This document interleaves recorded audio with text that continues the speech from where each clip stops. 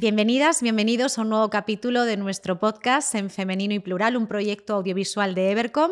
Mi nombre es Irene de la Casa y soy directora general de esta agencia creativa de comunicación y marketing. Ya estamos avanzando en esta tercera temporada y trayendo hasta estos micrófonos a voces inspiradoras de todos los sectores. Y en esta ocasión vamos a hablar de un tema que personalmente me apasiona, pero que además está ganando cada vez más relevancia y más protagonismo en el mundo empresarial. Hablaremos de sostenibilidad y más aún teniendo en cuenta que se acerca la fecha que nos marcamos para el cumplimiento de los objetivos de la Agenda 2030 y a raíz también de las nuevas normativas europeas en materia de sostenibilidad. Lo cierto es que las compañías están considerando ya esta cuestión no como algo opcional, sino como algo cada vez más estratégico, y de hecho hay un dato que me parece muy interesante que aparecía publicado en el diario El País, hablando de que ya hay un 63% de compañías del IBEX que tienen a sus directores y a sus directoras de sostenibilidad en los consejos de administración, lo cual deja muy claro la importancia que este tema está cobrando para la industria. Y antes de hablar de sostenibilidad con nuestra protagonista de hoy, me gustaría hacer un recorrido histórico, y sabéis que aquí somos de intentar sacar del anonimato pues aquellas mujeres que fueron muy importantes para que hoy estemos aquí, y una de ellas es Rachel Carson.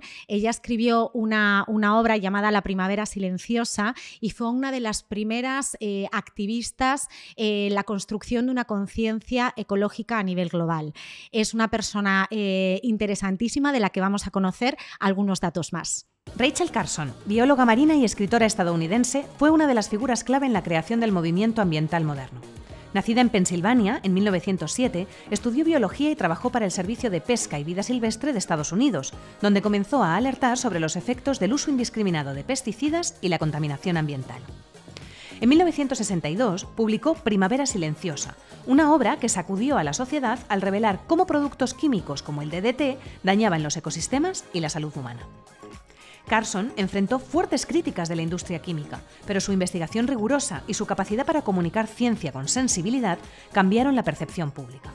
El impacto de su trabajo llevó a una mayor conciencia sobre los riesgos de la contaminación química y contribuyó a la creación de regulaciones ambientales más estrictas en Estados Unidos, incluida la prohibición del DDT, así como la promulgación de leyes sobre pesticidas en muchos países.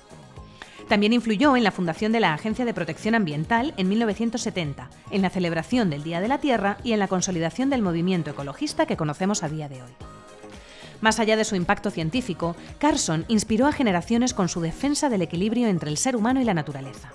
Su obra también reflejaba una profunda conexión emocional con el mundo natural, recordándonos la necesidad de protegerlo. Su legado sigue vivo en cada avance en la lucha por la sostenibilidad y la protección del planeta. Y al igual que en el caso de Rachel, con nuestra invitada de hoy vamos a poder aprender muchísimo, y estoy convencida de que nos va a hacer reflexionar y realizar pequeños cambios en nuestro día a día y también dentro de nuestras corporaciones. Ella es especialista en Derecho Ambiental, trabaja en una compañía que está ubicada en París y que se llama Red Online, y allí de lo que hacen fundamentalmente es gestionar los riesgos en materia de seguridad, en materia de salud y en materia también de medio ambiente a través del desarrollo de software, de la experiencia normativa y de la formación. Además, ella ha sido nombrada embajadora del Pacto Climático por la Comisión Europea y desde ahí intenta cambiar la conciencia cultural y social de muchísimos jóvenes y de personas en cuestiones climáticas.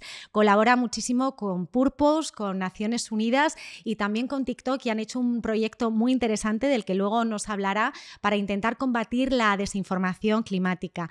Es además speaker en un montón de conferencias a nivel internacional tan relevantes como la COP28 o también la Conferencia Mundial del Agua de Naciones Unidas, y es activista, y por si esto fuera poco, por si ella se aburriera en su día a día, pues también es modelo y ha desfilado además para grandes diseñadores tanto a nivel nacional como internacional. Ella es Clara Tomé y estamos felices de que puedas estar aquí hoy con nosotros. Eres más que bienvenida, así que muchísimas gracias. Muchísimas gracias a vosotros. Gracias por la presentación también y por la confianza. Es un placer estar aquí y hablar de temas que son súper relevantes a día de hoy. Pues vamos a empezar por el principio, si te parece, porque he escuchado en algunas de las entrevistas que te han hecho que desde muy pequeñita, bueno, pues has tenido un entorno que favoreció en ti, ¿no? Pues el crecimiento, el nacimiento primero y luego después del desarrollo de esa conciencia climática y de esa conciencia medioambiental, ¿no? ¿Por qué se da esa situación en tu entorno, en tu familia? Y qué es lo que a ti qué gestos, ¿no? del día a día de tus padres o de tus familiares te hacen despertar en ti pues ese clic, ¿no? De decir, ostras, que esto lo tenemos que cuidar, que solo tenemos un planeta, ¿no? Total. Pues bueno, tengo la suerte, creo que es una suerte y un privilegio haberme criado pues rodeada de la naturaleza. Al final, aunque mi ciudad original es Palencia, me he criado entre Asturias y Cantabria, que es donde he pasado mucha de mi infancia, entre el mar y la montaña. Y bueno, el estar en contacto con la naturaleza evidentemente te hace entenderla y conectar mucho más con ella, con los animales también. Además me acuerdo que no solo por esos valores de mis padres, pero también iba a un campamento que era súper especial y fui durante muchos años, que creo que no era el campamento al uso, porque ahí hacíamos cosas súper distintas, dormíamos literalmente a la intemperie con el saco y la esterilla en medio del bosque, no había reloj, jugábamos mucho con la creatividad y con la naturaleza. También me acuerdo que hacíamos hasta pasta de dientes con ortigas, imagínate. Entonces creo que todo mi alrededor me conectaba mucho más con la naturaleza. En cuanto a gestos, sí que es cierto que en esa época creo que todavía la palabra sostenibilidad no estaba tan implementada como está hoy en día, pero sí que estaba intrínseca y yo eso lo he visto en muchas cosas que como bien dices, pues he traído hasta mis hábitos de hoy, ¿no? Como por ejemplo, no sé, mi padre siempre solía como darle una segunda vida a todo. Por ejemplo, con cajas de bombones, enseguida las tuneaba y hacía un joyero, por ejemplo. Hacíamos muchas manualidades en mi casa.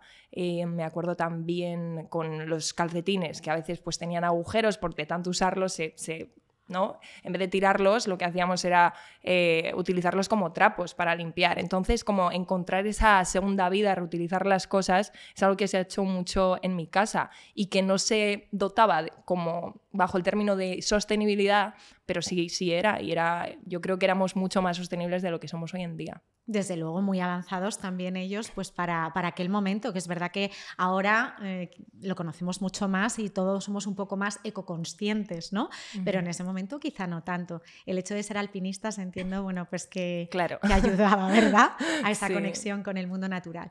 Hay una parte muy importante de tu trayectoria profesional y lo hemos comentado al principio en la introducción del podcast, que tú has colaborado con firmas a nivel nacional e internacional y has desfilado, has sido modelo, ¿no?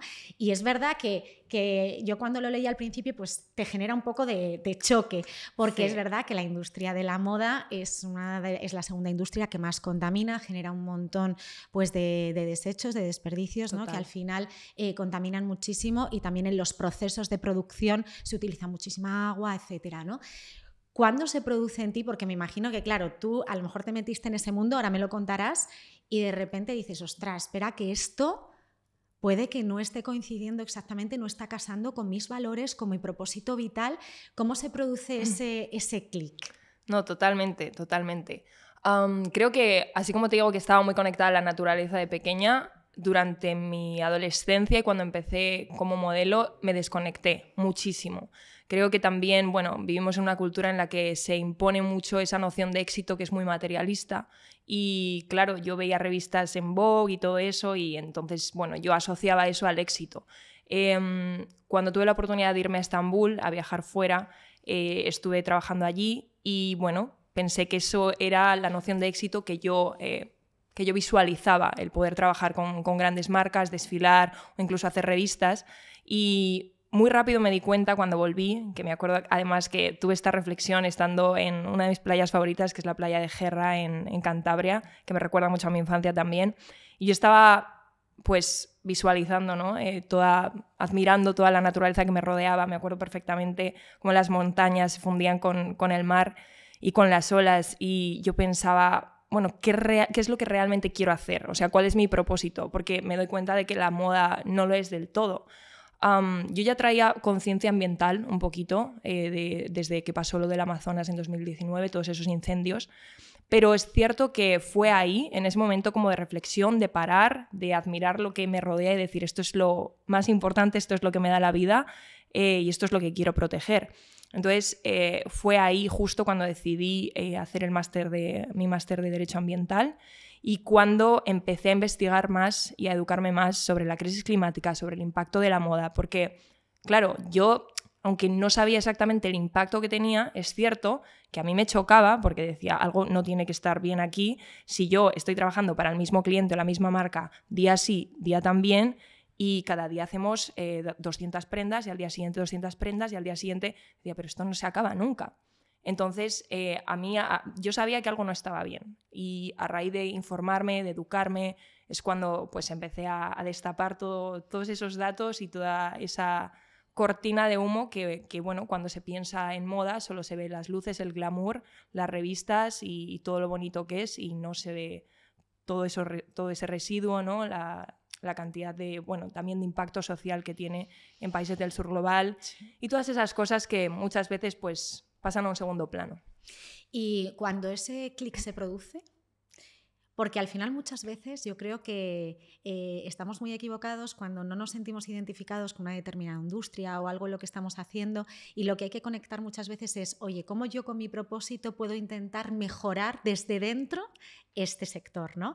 Te pasa un poco con el mundo de la moda y en este caso también me gustaría saber si desde ese momento cambiaste las firmas con las que solías trabajar y si hay alguna firma que también dejó de llamarte porque empezaste a ser más activista. Que imagino que pasaron las dos cosas. Sí, un poco por ahí.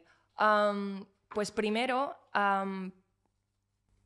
pensé que no tendría por qué sentirme del todo hipócrita por trabajar dentro de la industria de la moda, sino verlo como, bueno, ¿cómo puedo traer estos conocimientos y todo lo que estoy aprendiendo dentro? Porque yo me daba cuenta de que pues, en mis círculos, digamos, más fuera de la industria sí que se hablaba de estas cosas, pero dentro no, porque yo estaba en estudios y los maquilladores, los clientes, las modelos, lo que había ahí entre esas conversaciones eran conversaciones muy banales, muy superficiales, nunca se hablaba de estos temas. Entonces mi misión un poco era traer todos los temas de la crisis climática, hablaba de deforestación, hablaba de sostenibilidad dentro de la moda, mientras me maquillaba, mientras me hacían el pelo, incluso con los clientes. Yo era muy pesada, literalmente. Y no sé, yo creo que también quiero pensar, o por lo menos es la impresión que yo tenía, que sí que se me tenía en cuenta, porque al final yo rompía un poco también con el molde de lo que es ser modelo. Yo llegaba día sí día también al estudio con mi ordenador y mis libros debajo de los brazos y eso les chocaba mucho, porque rompía un poco, ¿no?, con el estándar de lo que suele hacer una modelo. Y bueno, me encargué un poco de eso, de traer conciencia dentro de estos espacios.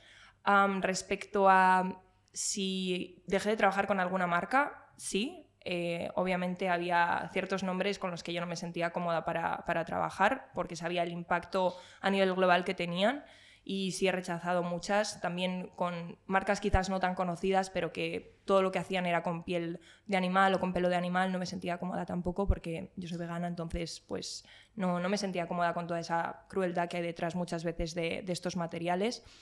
Y en cuanto a si algunas marcas han dejado de trabajar conmigo por empezar pues más con mi activismo, no lo sé realmente porque no he recibido como un mensaje claro de vale, no vamos a trabajar contigo más porque mira, tu posición activista pues no encaja con nosotros. No lo sé, creo que sí, porque es cierto que antes mi contenido en Instagram era pues eso, típico de modelo y no enseñaba mucho más y me daba mucho miedo ser auténtica a mis valores y a lo que creía y pasar a lo que hago ahora, que casi es publicar absolutamente nada de modelo y un montón de contenido de divulgación y educativo, ¿no?, sobre la crisis climática. Entonces, probablemente te diría que sí, o sea, te mentiría si te diría que no, pero también es cierto que muchas marcas más alineadas con mis valores han venido. Entonces, por esa parte estoy súper tranquila. Muy bien. Bueno, sobre todo por la coherencia, ¿verdad? Que también, me imagino claro, que es tan importante total. para ti. total. Cuando has hablado de crisis climática y por ahí va mi siguiente pregunta, la verdad es que estamos ante una de las crisis más importantes, porque claramente si no somos capaces de darle la vuelta a esto no vamos a tener un planeta en el que vivir, o sea, no es una opción, pero es verdad que tanto a las instituciones públicas como a las compañías privadas les cuesta muchísimo poner este tema encima de la mesa de una forma clara, sin caer en el alarmismo, sin caer un poco pues, en la infantilización pues, de las audiencias a las que nos dirigimos. Me parece muy interesante porque tú en una entrevista que leí en Compromiso RSE hablabas precisamente de que hay que intentar poner la sostenibilidad de moda y hablar a los jóvenes intentando asociar la moda a algo cool, ¿no? Para intentar introducir a las nuevas generaciones en esta cuestión.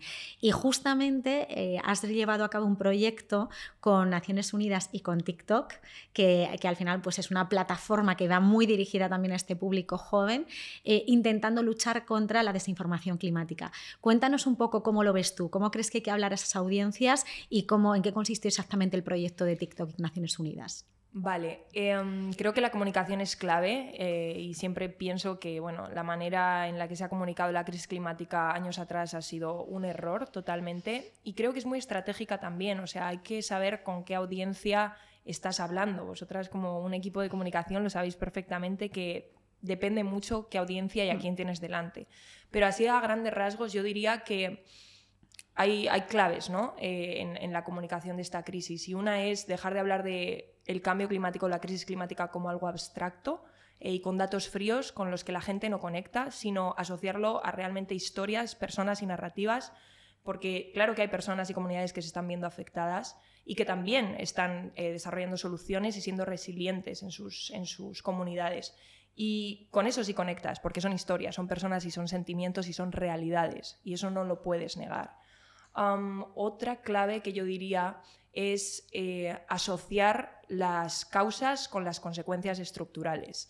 Se dice mucho siempre, es que el cambio climático es una amenaza, y eso parece como que es culpa, del aire, o sea, como que no hay un culpable concreto, y creo que es mucho más acertado decir, la amenaza no es en sí el cambio climático, sino las decisiones de los países del norte global, como Europa, como Estados Unidos, basadas en políticas de extractivismo, de extracción de recursos naturales, y que también discriminan y afectan a estas comunidades que normalmente son de otras etnias o de otras razas o de ingresos mucho más bajos. Entonces ahí está la amenaza, porque es por esas decisiones que se ha incrementado la rapidez de este tipo de fenómenos y su intensidad.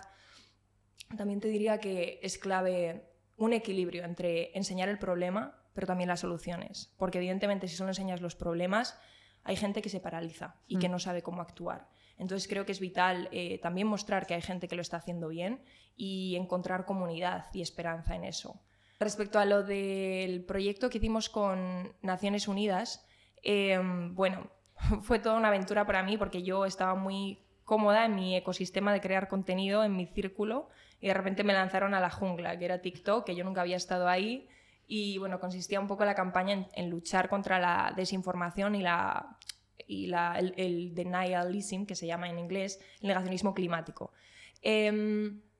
Claro, nos ponían una especie de anuncios, como de ads, para alcanzar una mayor audiencia. Entonces estamos más expuestos que nunca. Los vídeos alcanzaban 3 millones de visualizaciones. Y para mí eso, pues nunca había estado tan expuesta a un público que encima no era mi público, que era como mi echo chamber, que se llama, ¿no? Uh-huh.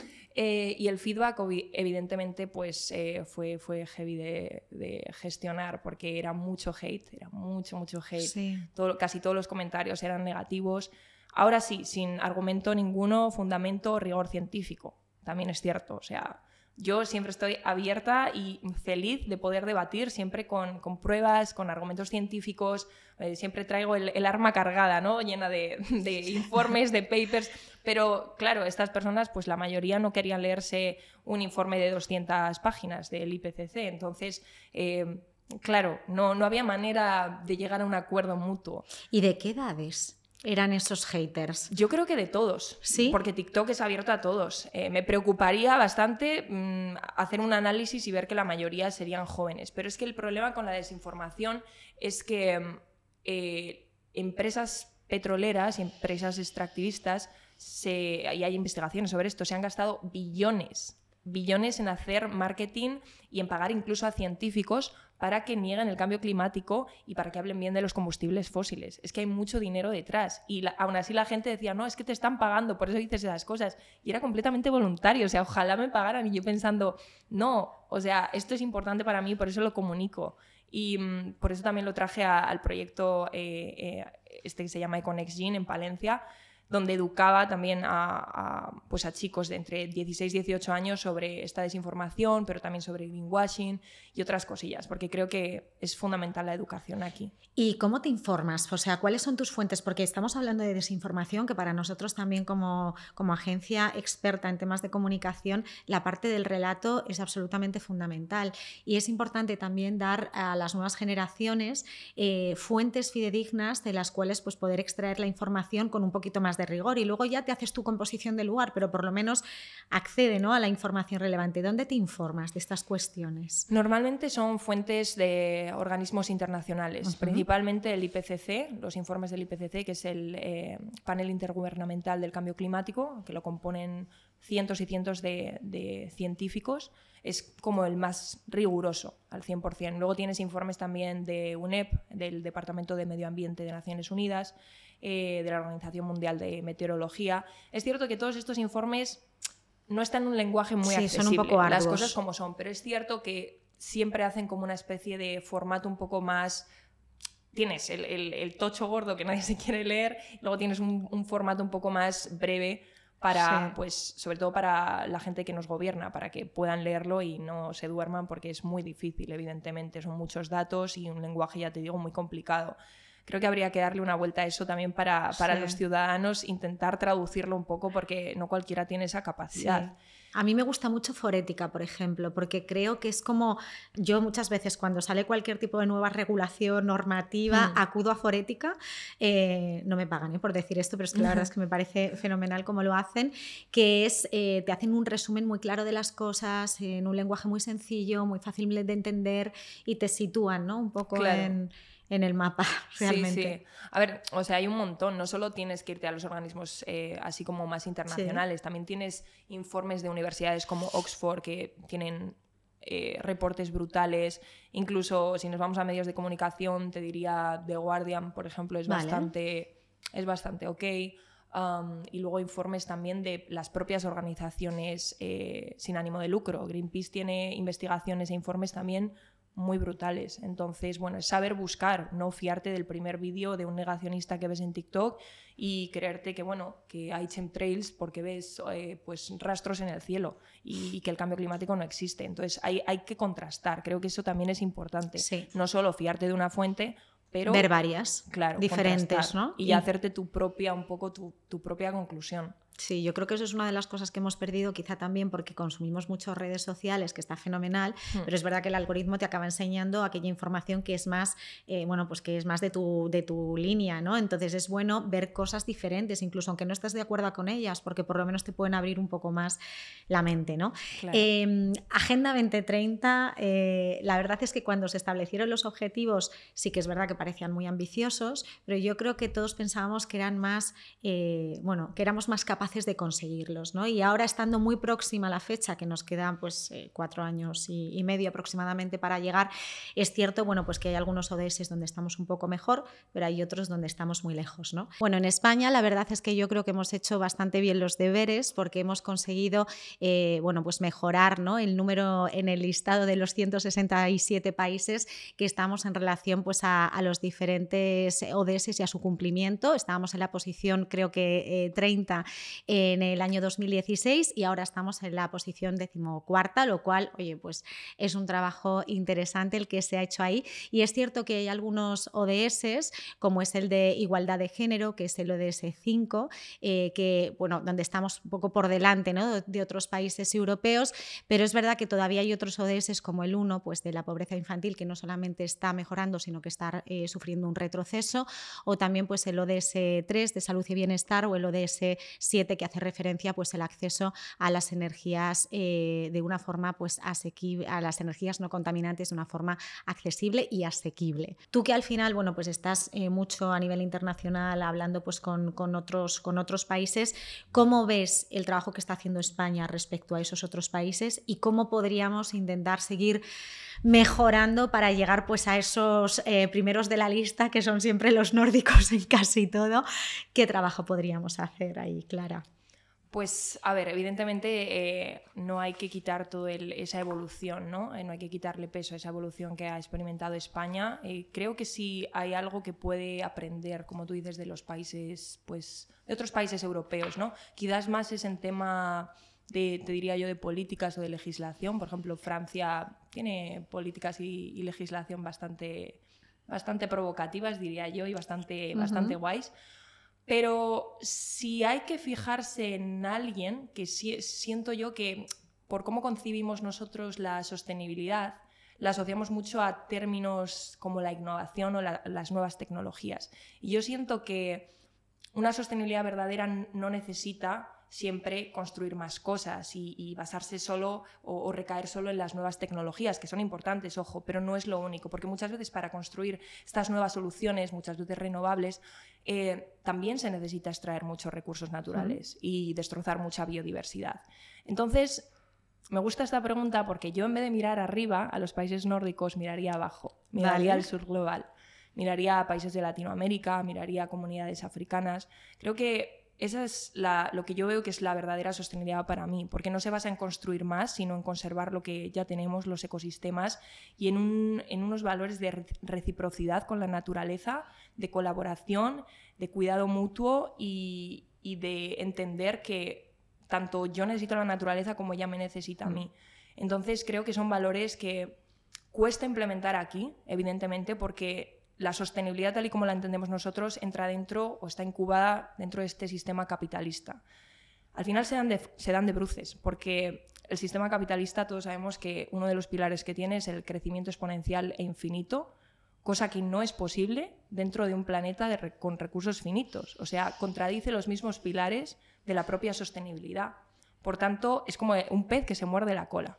Entonces, por eso yo siempre que hablo de cambios, hablo de cambios estructurales y sistémicos, porque yo no concibo la sostenibilidad dentro de un planeta cuya base y cuya raíz es esa. Pues no hay cabida. Entonces, yo invitaría más a países del norte global, incluida España, a mirar más para abajo, a dar ese paso de humildad e incluso a descolonizar un poco nuestra mentalidad y ver que es abajo donde realmente lo están haciendo bien y lo llevan haciendo bien, esa sostenibilidad durante siglos, durante tiempos ancestrales, y recuperar o intentar instaurar esos valores de reciprocidad, de comunidad, porque al final ellos entienden, son muy sabios para mí, o sea, ellos entienden que ¿por qué voy a talar un árbol si es como mi hermano y aparte me da la vida, ¿no? Me da oxígeno, me da la vida, y si realmente necesito talarlo para cubrir mis necesidades básicas, talo uno, no talo la selva entera para cubrir mi avaricia.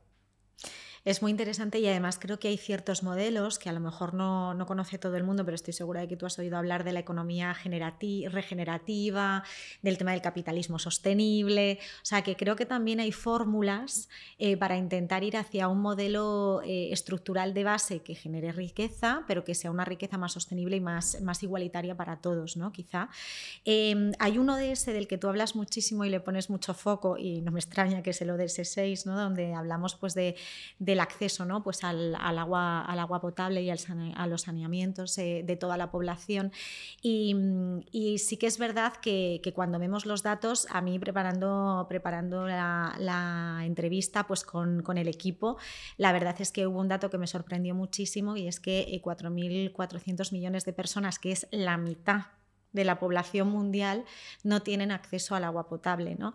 Y hablabas precisamente de mirar más al sur, que es precisamente muchas veces donde tenemos los problemas de acceso al agua, por ejemplo en Latinoamérica, en el sudeste asiático, también pues en el caso de la África subsahariana, ¿no? Quizá por eso valoran más el recurso, ¿no? Porque cuando no lo tienes, si nosotros no lo tuviéramos en Europa o en América, estoy convencida de que empezaríamos a la fuerza a cuidar más los recursos que tenemos naturales, ¿no? Pero es cierto que nos damos de bruces con este ODS, porque en vez de mejorar está en retroceso, ¿vale? Claro. ¿Cómo podríamos intentar cambiar las cosas a nivel personal y también a nivel empresarial? O sea, ¿cómo pueden las empresas o cómo podemos las empresas mejorar el avance de este ODS y hacer que las cosas funcionen mejor? Porque no tenemos vida si no tenemos agua. Literalmente. Sí, eso es algo que aprendí y por eso me enfoqué mucho en este ODS desde que fui a la conferencia del agua en Naciones Unidas y conocí a tantas comunidades, ¿no?, que hablaban del derecho humano al agua. De hecho, ese era el enfoque que a mí me sorprendió, porque cuando nosotros hablamos del agua, hablamos de un bien material, de un recurso, no lo vemos como lo que es un derecho reconocido universalmente, que a la vez está siendo violado para, como tú has dicho, la mitad de la población. Y uno de los problemas es que este derecho es mercantilizado y privatizado muchas veces por muchas empresas. No puede ser que haya comunidades, por lo menos a mí me parece muy injusto, que haya comunidades, ¿no?, en el sur global, como tú has dicho, que no tengan ni 5 litros de agua al día, como un grupo de mujeres que yo conocí en Oaxaca, México, ni 5 litros de agua al día, ¿vale?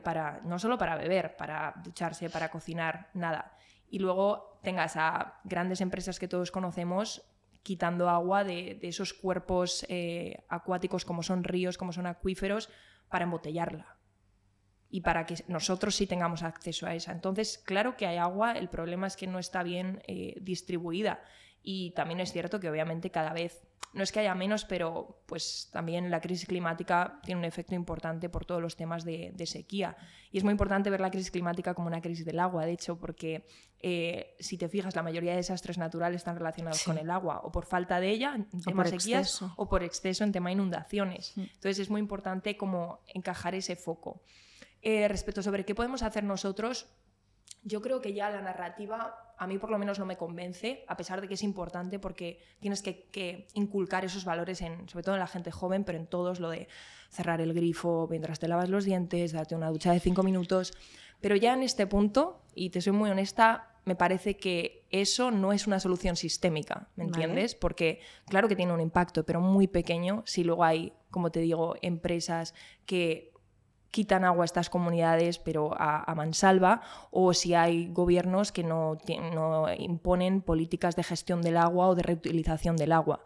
Entonces creo que no debe recaer, y esa es una de las cosas que también tienen que ver, que se me olvidaba antes recalcar, que tienen que ver cómo comunicas la crisis climática, no recalcar todo el peso sobre el individuo.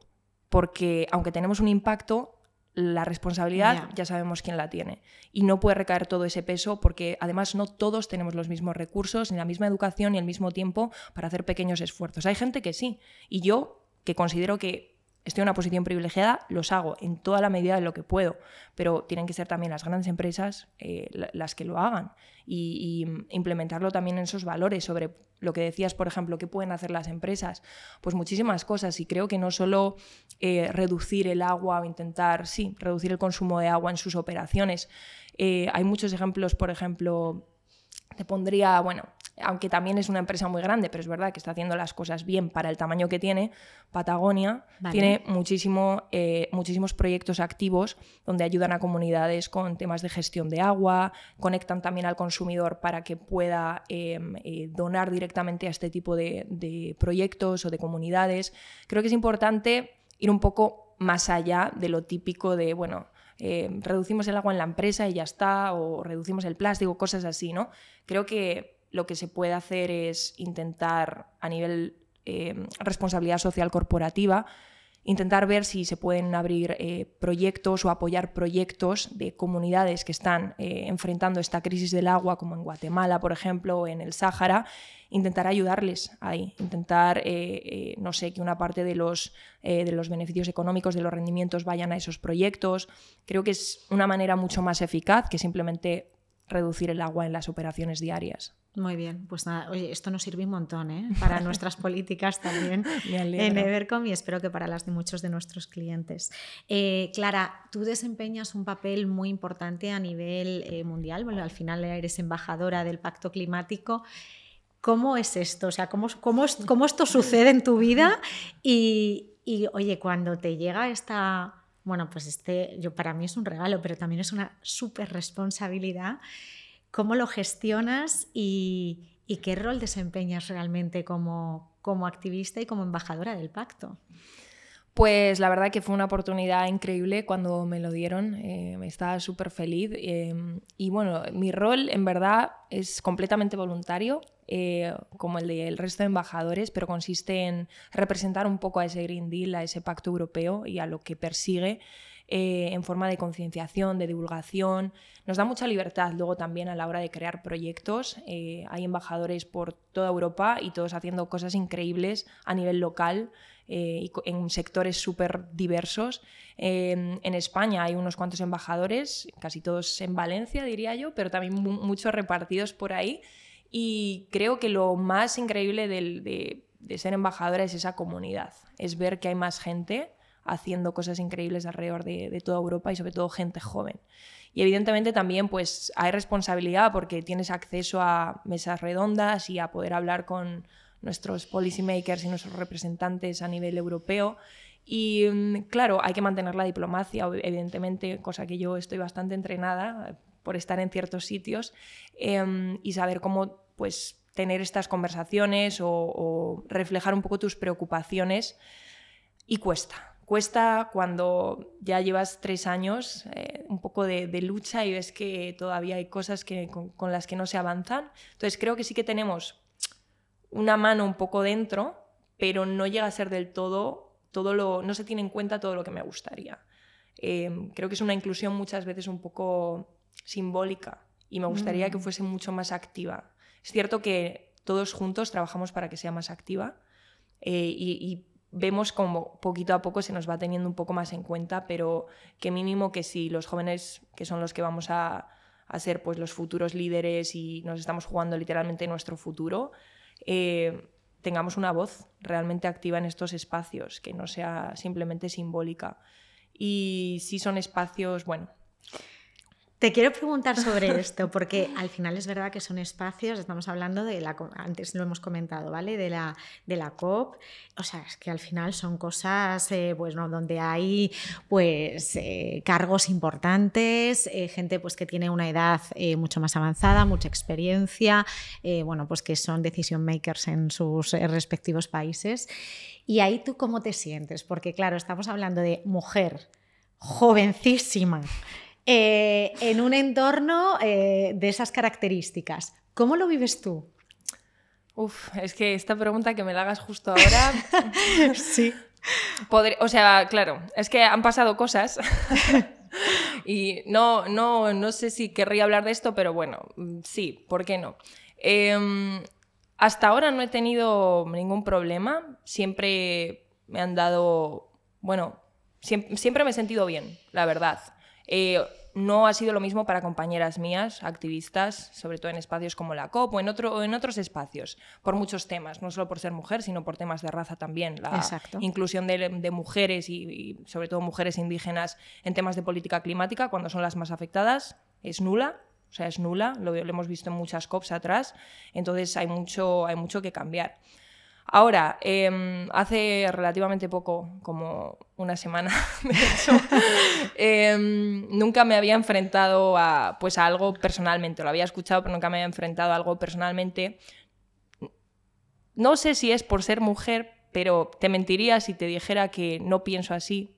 Creo que hay un ligero factor que por hacer una pregunta dentro de un espacio europeo relacionada a la justicia climática, porque yo es uno de los temas que más defiendo, lo que te comentaba antes. No puede ser que solo nos pongamos pines y nos aplaudamos en la espalda porque Europa está siendo líder en la transición energética hacia las renovables y se hable de transición justa y luego yo en mis expediciones conozca gente en Filipinas o en Latinoamérica que están sufriendo literalmente extractivismo y se les está echando de sus casas, de sus terrenos que han sido suyos desde tiempos inmemoriales, porque hay una mina que es específicamente para sacar litio o cualquier material que necesitamos ahora mismo para conducir coches eléctricos. O sea, si esa transición justa va a requerir los mismos patrones de neocolonialismo que hicimos en el pasado, entonces, ¿para quién está siendo justa? Y yo traje este tema porque me parece muy importante no solo aplaudir lo que estamos haciendo bien, sino también reflexionar lo que no estamos haciendo tan bien, sobre todo cuando hablamos de transición justa. Y yo preguntaba, ¿justa para quién? Quizás solo para las empresas de combustibles fósiles, para ayudarles a transicionar de una manera suave y tranquila hacia las renovables. Digo, pero se nos está olvidando traer justicia a estas personas y a estas comunidades. Para ellos no está siendo justa esta transición, solo para que nosotros podamos conducir un Tesla. Es que no tiene sentido. Entonces la pregunta no gustó. Y la hice de una manera muy diplomática, con mucha educación, incluso con una sonrisa. No gustó.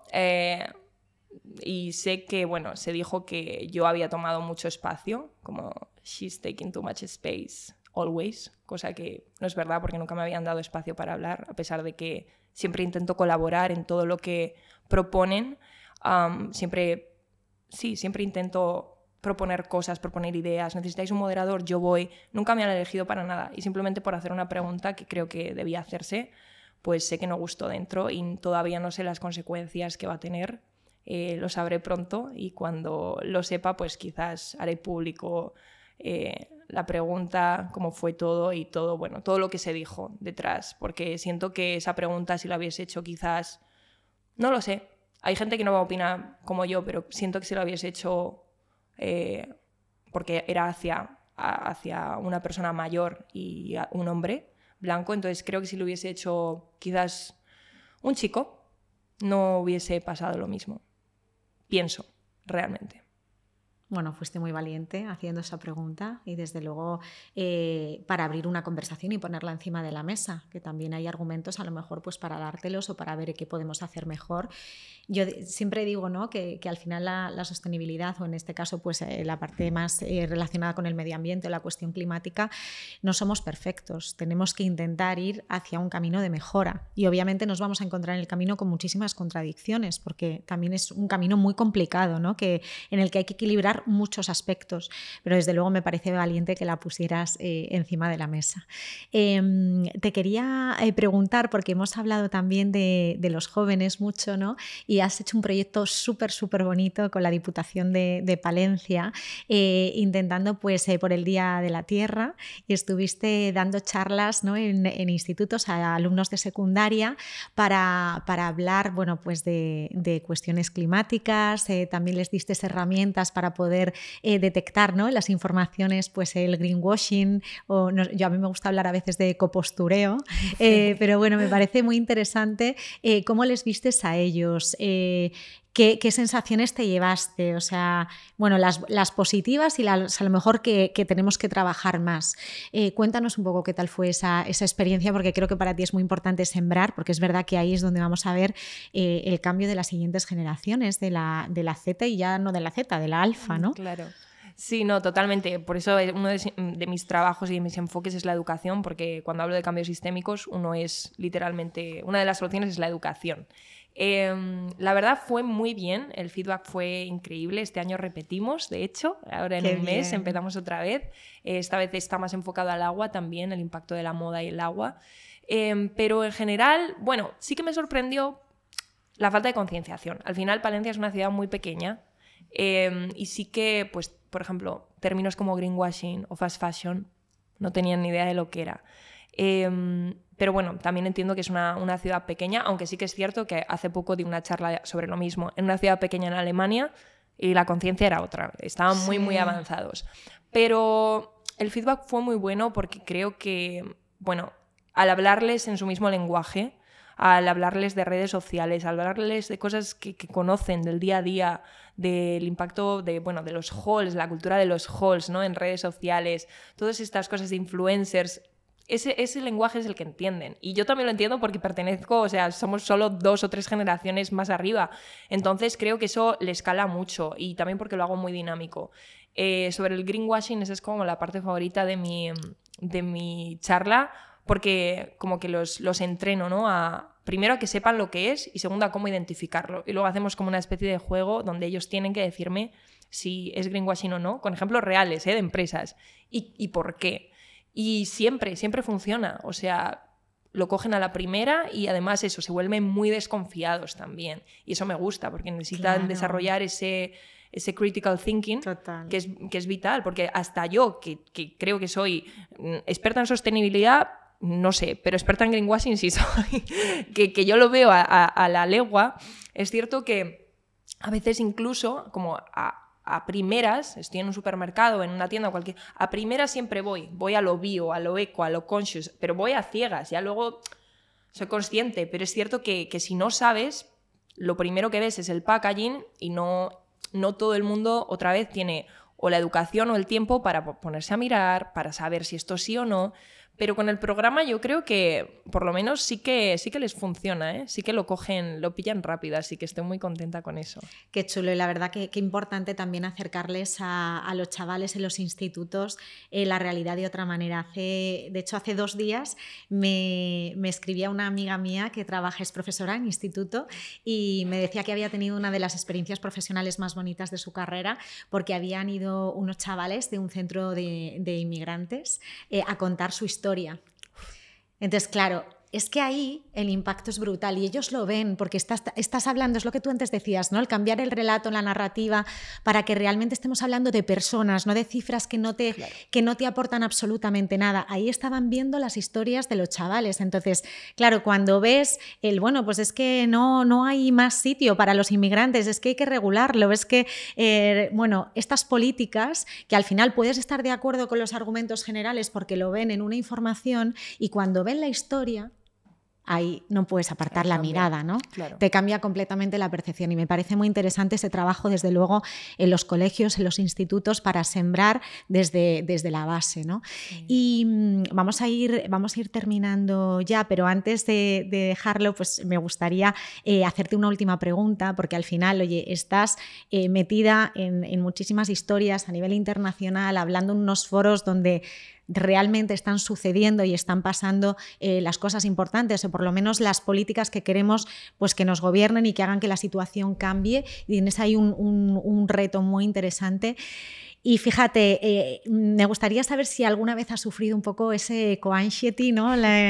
Y el decir, oye, ¿cómo gestionas? Porque creo que es un tema de, has dicho, llevo 3 años y todavía queda tanto por hacer. O sea, ¿cómo gestionas la tolerancia a la frustración, a saber que esto es un camino de largo recorrido, que te va a costar, que lo importante es ser coherente, que no puedes dejar de insistir y que no va a ser ni tan rápido ni en los tiempos que tú quieres? ¿Cómo te gestionas a ti misma en ese sentido?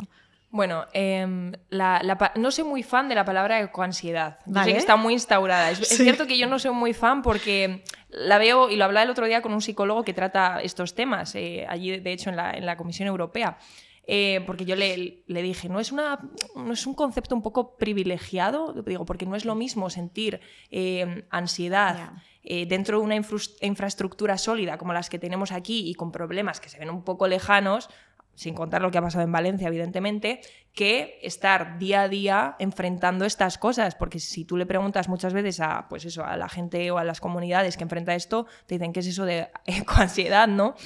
Lo que sí es cierto, y no sé si categorizarlo como ansiedad o ecoansiedad, yo soy una persona muy sensible y empatizo mucho. Yo lloro cada 2x3, o sea, lloro con los vídeos del Amazonas ardiendo, lloro cuando veo a comunidades o personas explicando sus historias y lo que están enfrentando con distintos tipos de deforestación, extractivismo, cuando veo que se van a instaurar megaproyectos en reservas naturales. Yo lloro a la mínima, literal, y me afecta mucho. Pero en mi caso no me paraliza, en mi caso no... La manera de gestionarlo es hacer, no hacer, que eso es lo que pasa mucho dentro de esta ecoansiedad. Hay 2 vertientes, ¿no? La de o te paralizas, el doomism que se llama, de no vale la pena, de esto no tiene solución, o todo lo contrario, o voy a fuego. Y yo voy a fuego siempre, porque aparte de que pienso que hay mucho por lo que luchar, y eso también viene de, pues eso, de que yo, cuando estoy en el mar muchas veces y buceo y he tenido encuentros preciosos con ballenas, digo, pero, o sea, ¿cómo no voy a luchar por esto si es lo más mágico que hay? O sea, por favor. Y me emociona muchísimo, de verdad. Pero creo que a niveles generales lo mejor que puedes hacer para gestionar esto es encontrar comunidad, organizarte, ¿vale? por ejemplo, no sé, encontrar qué grupos o qué organizaciones a nivel local te puedes unir. Porque esas son las soluciones que ahora mismo necesitamos. Está muy bien, obviamente, todos estos proyectos de energías renovables o cosas más sostenibles o lo que sea, pero yo creo que lo que a ti realmente te va a hacer sentir que está habiendo cambios y además te va a venir muy bien para tu salud mental y todo, es sentir ese colectivo y esa lucha conjunta. O sea, a mí me motiva muchísimo cuando he visto hace poco con lo de Altrinón en Galicia, ver a todo el pueblo unido, a pesar de las diferencias que tengas en distintos ámbitos, unidos por su tierra, unidos para defender la naturaleza. A mí eso me emociona y me dan ganas también de crear mi propia organización, estoy en 1000 aparte, o sea, el pacto climático es una, pero estoy metida en Garn Youth de cofacilitadora, que es para defender los derechos de la naturaleza, estoy en Global Youth Coalition, que es otra también, estoy en 1000 cosas, soy como un pulpo en ese tema, pero sí que es cierto que invito a todo el mundo a encontrar esa comunidad y ese círculo que esté luchando por lo mismo y que no dejéis de hacer, porque es que ahora mismo el activismo, el salir a la calle, funciona. O sea, no siempre, pero es que ha funcionado muchas veces. O sea, muchos megaproyectos de grandes petroleras han sido parados por comunidades locales. Tenemos muchos ejemplos en Ecuador, por ejemplo, o en Latinoamérica, donde se ha juntado la población, se han sentado, han luchado, han resistido y han conseguido parar muchos proyectos que parecían imposibles. Y ahora mismo el ejemplo lo tenemos aquí en España con Galicia. Entonces, claro que funciona y es ahí donde hay que encontrar la fuerza, el colectivo, la esperanza radical, como a mí me gusta llamarla, que no es una esperanza vacía o abstracta de simplemente, ya se solucionará, tengo esperanza, pero ya se solucionará. No, una esperanza radical es una esperanza activa que te hace a ti actuar y te hace eso, ponerte en conjunto con más personas para que no seas tú solo, sino ver ese, como digo yo, que no sean riachuelos haciendo cosas en distintas partes del mundo, sino una oleada, un océano imparable para poder, sobrevivir a esta crisis climática. Pues Clara, muchísimas gracias por estar aquí hoy con nosotros, gracias por tu pasión, por realmente darnos esa esperanza activa y radical de la que hablabas y nada, y a los demás pues nos vemos en el próximo capítulo del podcast y mientras nos podéis seguir viendo en iVoox, en Spotify y en YouTube. Muchas gracias. Muchas gracias a vosotros, un placer.